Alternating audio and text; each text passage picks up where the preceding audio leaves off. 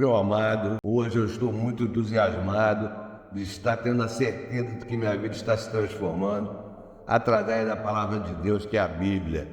E ela diz hoje para você o seguinte, em Marcos 9, ele lhes disse: garanto-lhes que alguns dos que aqui estão de modo nenhum experimentarão a morte, antes de ver o reino de Deus vindo com poder. 6 dias depois, Jesus tomou consigo Pedro, Tiago e João e os levou a um alto monte, onde ficaram a sós. Ali ele foi transfigurado diante deles. Suas roupas se tornaram brancas, de um branco resplandecente, como nenhum lavandeiro no mundo seria capaz de branqueá-las. E apareceram diante deles Elias e Moisés, os quais conversavam com Jesus.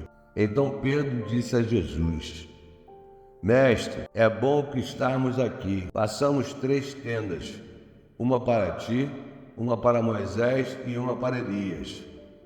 Eles não sabiam o que dizer, pois estavam apavorados. A seguir, apareceu uma nuvem e os envolveu, e dela saiu uma voz que disse: Este é o meu filho amado, ouçam-no. Repentinamente, quando olharam ao redor, não viram mais ninguém a não ser Jesus.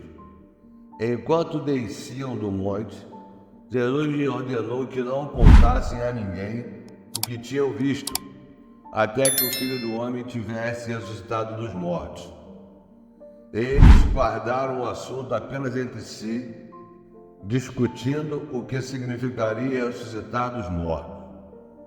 E lhes perguntaram: por que os mestres da lei dizem que é necessário que Elias venha primeiro? Jesus respondeu: de fato, Elias vem primeiro e restaura todas as coisas. Então, porque está escrito que é necessário que o Filho do Homem sofra muito e seja rejeitado com desprezo. Mas eu lhes digo, Elias já veio, e fizeram com ele tudo o que quiseram, como está escrito a seu respeito.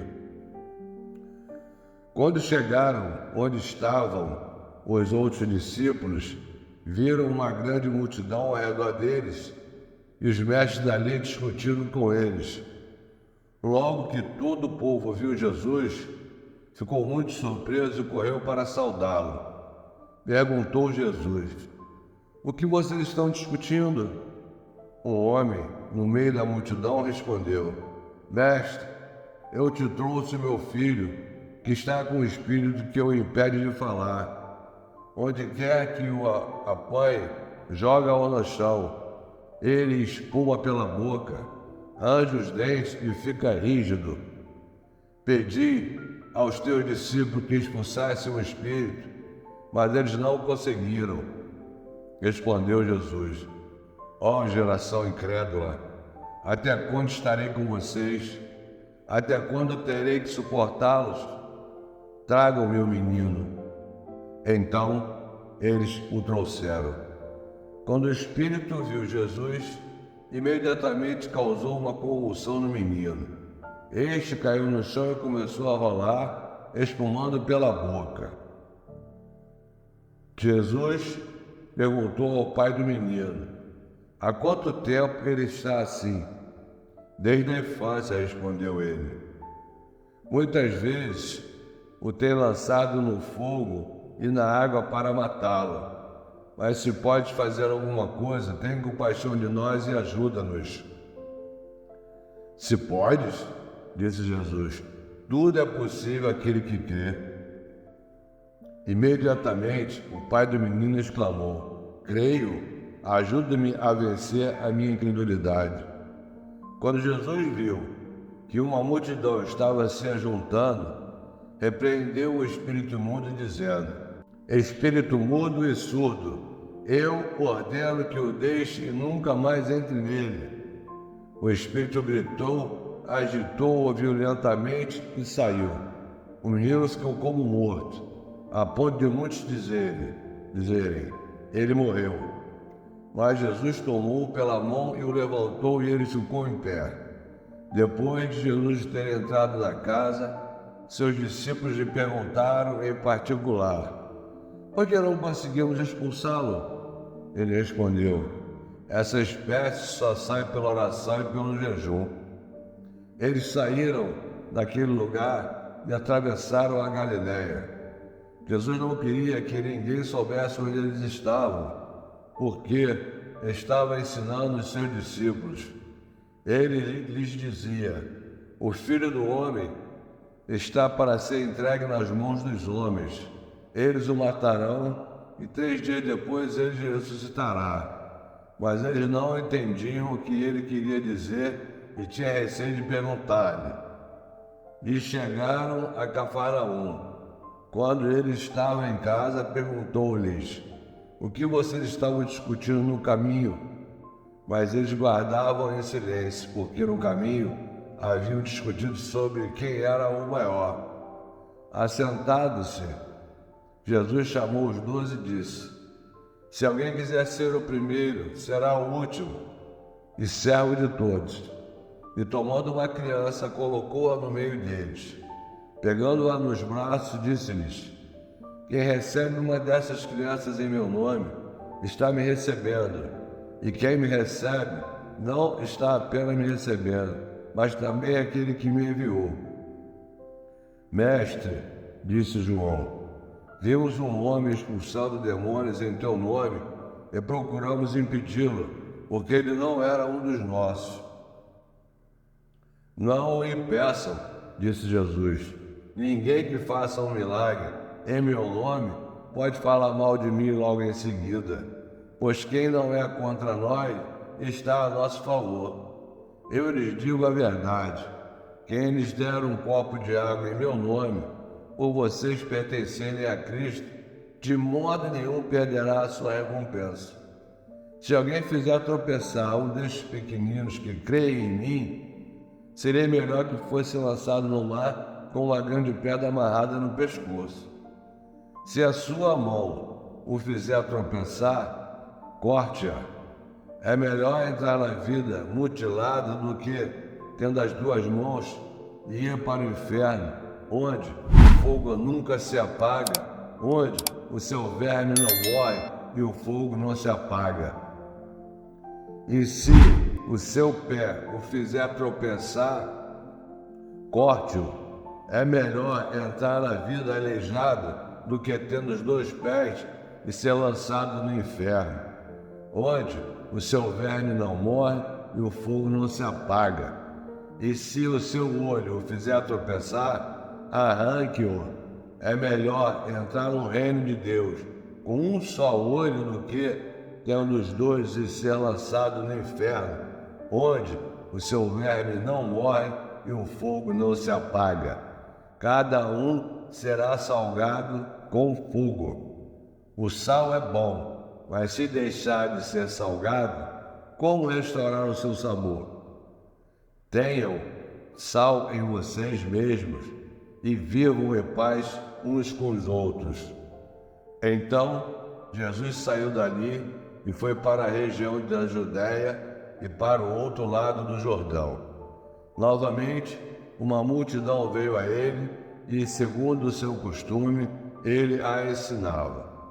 Alguns fariseus aproximaram-se dele para pô-lo à prova, perguntando: é permitido ao homem divorciar-se de sua mulher? O que Moisés lhes ordenou? Perguntou ele. Eles disseram: Moisés permitiu que o homem desse uma certidão de divórcio e a mandasse embora. Respondeu Jesus: Moisés escreveu essa lei por causa da dureza de coração de vocês. Mas no princípio da criação, Deus os fez homem e mulher. Por esta razão, o homem deixará pai e mãe e se unirá à sua mulher, e os 2 se tornarão uma só carne. Assim, eles já não são 2, mas sim uma só carne. Portanto, o que Deus uniu, ninguém o separe. Quando estava em casa novamente, os discípulos interrogaram Jesus sobre o mesmo assunto. Ele respondeu: todo aquele que se divorciar de sua mulher e se casar com outra mulher estará cometendo adultério contra ela. E se ela se divorciar de seu marido e se casar com outro homem, estará cometendo adultério. Alguns traziam crianças a Jesus para que ele tocasse nelas, mas os discípulos os repreendiam. Quando Jesus viu isso, ficou indignado e lhe disse: deixem vir a mim as crianças, não as impeçam, pois o reino de Deus pertence aos que são semelhantes a elas. Digo-lhes a verdade, que não receber o reino de Deus como uma criança, nunca entrará nele. Em seguida, tomou as crianças nos braços, impôs-lhe as mãos e as abençoou. Quando Jesus ia saindo, um homem correu em sua direção, pôs-se de joelhos diante dele e lhe perguntou: bom mestre, que farei para herdar a vida eterna? Respondeu-lhe Jesus: por que você não me chama bom? Ninguém é bom, a não ser um que é Deus. Você conhece os mandamentos: não matarás, não adulterarás, não furtarás, não darás falso testemunho, não enganarás ninguém, honra teu pai e tua mãe. E ele declarou: mestre, a tudo isso tenho obedecido desde a minha adolescência. Jesus olhou para ele e o amou. Falta-lhe uma coisa, disse ele: vá, venda tudo que você possui e dê o dinheiro aos pobres, e você terá o tesouro no céu. Depois, venha e siga-me. Diante disso, ele ficou abatido e afastou-se triste, porque tinha muitas riquezas. Jesus olhou ao redor e disse aos discípulos: como é difícil aos ricos entrar no reino de Deus. Os discípulos ficaram admirados com essas palavras. Mas Jesus repetiu: filhos, como é difícil entrar no reino de Deus. É mais fácil passar um camelo pelo fundo de uma agulha do que um rico entrar no reino de Deus. Os discípulos ficaram perplexos e perguntavam uns aos outros: neste caso, quem pode ser salvo? Jesus olhou para eles e respondeu: para o homem é impossível, mas para Deus não. Todas as coisas são possíveis para Deus. Então Pedro começou a dizer-lhe: nós deixamos tudo para seguir-te. Respondeu Jesus: digo-lhes a verdade, ninguém que tenha deixado casa, irmãos, irmãs, mãe, pai, filhos ou campos, por causa de mim e do Evangelho, deixará de receber 100 vezes mais, já no tempo presente, casas, irmãos, irmãs, mães, filhos e campos, e com eles perseguição, e na era futura a vida eterna. Contudo, muitos primeiros serão últimos, e os últimos serão primeiros. Eles estavam subindo para Jerusalém, e Jesus ia à frente. Os discípulos estavam admirados, enquanto os que seguiam estavam com medo. Novamente ele chamou a parte dos 12 e lhes disse o que haveria de lhe acontecer. Estamos subindo para Jerusalém, e o Filho do Homem será entregue aos chefes dos sacerdotes e aos mestres da lei. Eles o condenarão à morte e o entregarão aos gentios, que zombarão dele, cuspirão nele, o açoitarão e o matarão. 3 dias depois ele ressuscitará. Nisso, Tiago e João, filhos de Zebedeu, aproximaram-se dele e disseram: mestre, queremos que nos faça os que vamos te pedir. O que vocês querem que eu faça? Perguntou ele. Eles responderam: permite que, na tua glória, nos assentemos em uma à tua direita e outra à tua esquerda. Disse-lhe Jesus: vocês não sabem o que estão pedindo. podem vocês beber o cálice que eu estou bebendo, ou ser batizado com o batismo com que estou sendo batizado? Podemos, responderam eles. Jesus lhes disse: vocês beberão o cálice que estou bebendo e serão batizados com o batismo com que estou sendo batizado. Mas o assentar-se à minha direita ou à minha esquerda não cabe a mim conceder. Este lugar pertence àqueles para quem foram preparados. Quando os outros 10 ouviram essas coisas, ficaram indignados com Tiago e João.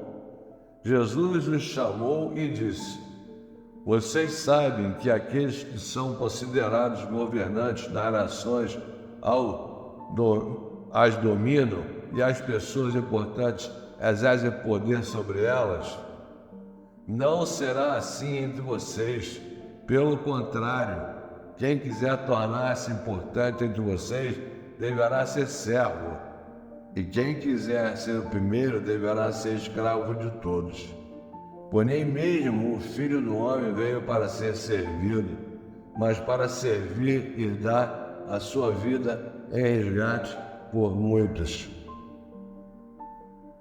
Então chegaram a Jericó.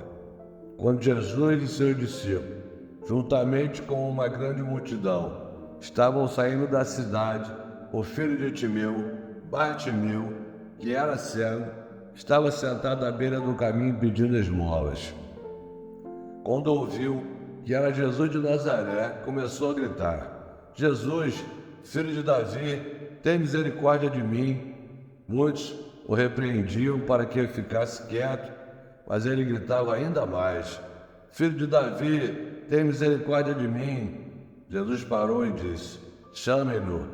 Eles chamaram o cego. Levante-se, e ele o está chamando.